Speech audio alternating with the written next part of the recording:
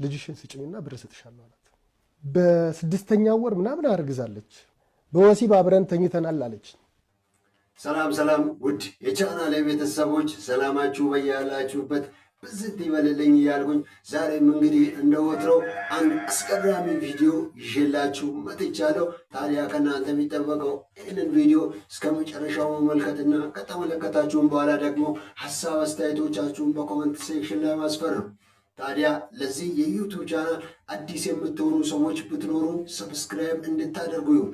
ሰብስክራይብ ማድረግ በፍጹም እንዳይረሳ እያልኳችሁ አሁን እንግዲህ ቀጥታ ቪዲዮአችንን ላይክ በማድረግ የምንጀምር ይሆናል ማለት ነው። ሁላችንም ላይክ የምናደርግ ይሆናል። እንግዲህ ዛሬ ይዤላችሁ የመጣሁትን ቪዲዮ አገልጋይ ዮናታን አክሊሉ ላይ ያተኮረ ነው እና ስለ አገልጋይ ዮናታን አክሊሉ የማይመስል ነገር አሊያም ደግሞ አሉታዊ የሆነ ነገር ሶሻል ሚዲያ ላይ ሲዘዋወር ያየሁበት ሁኔታ አለ እና ለምን ይህንን ቪዲዮ ይዤ በመቅረብ ያለውን ሪያሊቲ ለምን እንትን አልልም አሊያም ደግሞ ለምን እኔም የበኩሌን ምላሽ አልሰጥም በሚል ነው እና ይህንን ቪዲዮ እንትን ያልኩት ቢከስ አገልጋይ ዮናታን አክሊሉ ያው ይታወቃል እና ማለት ስለሱ እየተነገረ ያለው ነገር ደግሞ በጣም አለ አይደል ልክ አይደለ ነገር ስለሆነ እኔ እስኪ ማለት ለምን ስሙ ይጠፋል እንደገና ደግሞ የማይመስል ነገር ለምን ይወራበታል ከሚል አኳያ ነው እና ይህንን ቪዲዮ ልሰራ የወደድኩት። እስኪ ኤኒዌይስ ቪዲዮውን ተከታትለን እንመለሳለን። ስለዛ ሴትዮ በጣም ነው ማዝነው እውነት። ዮናታንም ብር አበድረኝ ብላ ገብታ ጠይቀዋለች። ልጇ በጣም ቆንጅዬ ነች። ልጅቷም እኔም ዮናታን ነበርን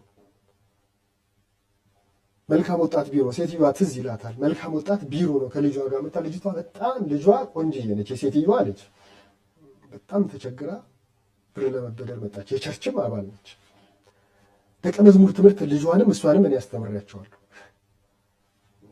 ከዛ አውርቷት ምናምን ስትወጣ እያለቀሰች ነው ለእኔ ነግራኛለች። ብር ልትበደር ምናምን እንደምትፈልግ ብዙ ነገር እንትን እንዳጋጠማት ምናምን ነግራኛለች። እና ልጆች አሏትም ባሏ ደግሞ በጣም በቃ አይሰራም። አሁን በህይወት የለም። በህይወት የሌለበትን ምክንያት እነግርሃለሁ። ልጅሽን ስጭኝና ብር እሰጥሻለሁ አላት። ሴትዮዋ እያለቀሰች ወጣች። ምን ነው ምናምን ስላት ተወኝ ፍቅር ተወኝ አለች። ሆነሽ ነው ምናምን አልኳት። ያውቃሉ ቸርች ላይ ያሉ ሰዎች። በስድስተኛው ወር ምናምን አርግዛለች። ከሱ ጋር ተሰራ የነበረች ልጅ አንድ መጽሐፍ ሁሉ አሳትሞላታል። በግልጽ ለእኔ ያወራችኝ በግልጽ ስም ማጥፋት ምናምን አይደለም። መጽሐፍ ያሳተመላት ሚሊኒየም አዳራሽ ምናምን ላይ ያፈመሳት ምናምን ልጅ ነች። ከኔ ወሲባዊ ትንኮሳ ብቻ አይደለም በወሲብ አብረን ተኝተናል አለች።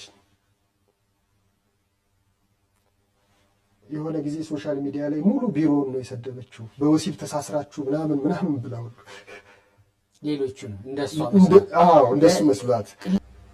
እሺ እንግዲህ እንደተመለከታችሁት ዮናታን አክሊሉ ሴት ደፍሯል።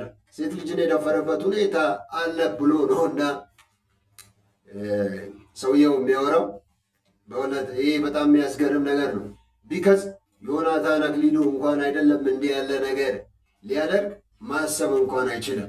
ቢከዝ ይታወቃል በእንደዚህ አይነት ነገር ሲጀመር ስሙ የሚጠራም አይነት ሰው አይደለም። እና እኔ አሁን በጣም የተገረምኩትኝ በምንድን ነው እሱ የመጀመሪያው በዚህ በባለ ሚዲያው ማለት ነው።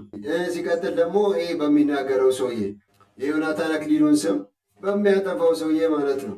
ምክንያቱም አንድ ሰው እንዴት ገንዘብ ለማግኘት በሚል ተልካሻ ምክንያት እንዴት የንጹህን ሰው ስም ያጠፋል?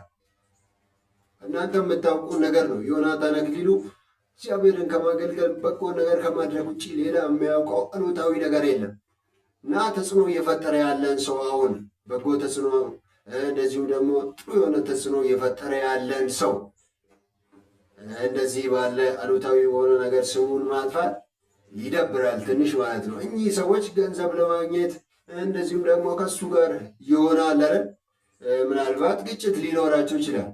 ግጭት እንኳን ቢኖራቸው አንድ ሰው ግጭት ስላለው ብቻ በሚዲያ ደረጃ የሰውን ስም ማጥፋት የለበትም። ይሄ ወንጀል ነው።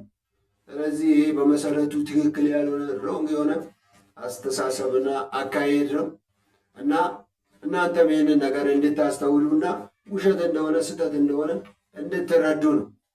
እና እንደዚህ አይነት ነገር ጥሩ አይደለም፣ ለሰዎቹም ቢሆን ጥሩ አይደለም። ይሄ ነገር እነሱን ዝቅ ያደርጋቸዋል እንጂ ምንም በቃ አለ አይደል ከፍ አያደርጋቸውም። እንደገና ደግሞ ውጤታማ መሆን አያስችላቸውም።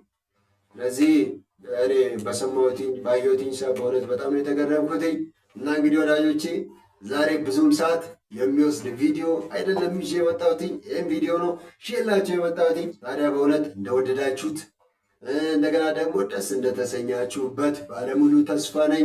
እንግዲህ ሀሳብ አስተያየቶቻችሁን በኮመንት ሴክሽን ላይ እንድታሰፍሩ ይሁን። ለዚህ የዩቲዩብ ቻናል ደግሞ አዲስ የምትሆኑ ሰዎች ብትኖሩ ሰብስክራይብ እንድታደርጉ ይሁን። ሰብስክራይብ ማድረግ በፍጹም እንዳይረሳ። ታዲያ ዳግም በሌላ ቪዲዮ እስክንገናኝ መልካም ሳምንት፣ መልካም ጊዜ ይሁንላችሁ። ብሩካን ናችሁ። እግዚአብሔር ያኩራ።